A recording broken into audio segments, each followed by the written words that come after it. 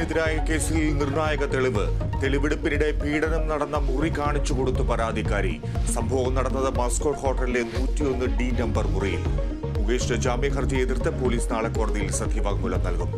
അമ്മ ഓഫീസിൽ പരിശോധന നടത്തി അന്വേഷണ സംഘം.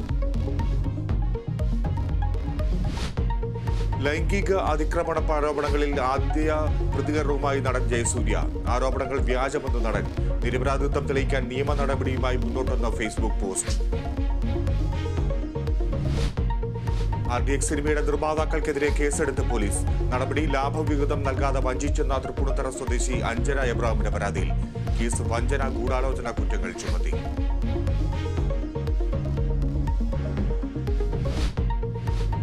PV അൻവറുമായുള്ള വിവാദ ഫോൺ വിളിയിൽ പത്തനംതിട്ട SP സുജിത് ദാസിനെതിരെ ഇന്ന് നടപടിയുണ്ടായേക്കും.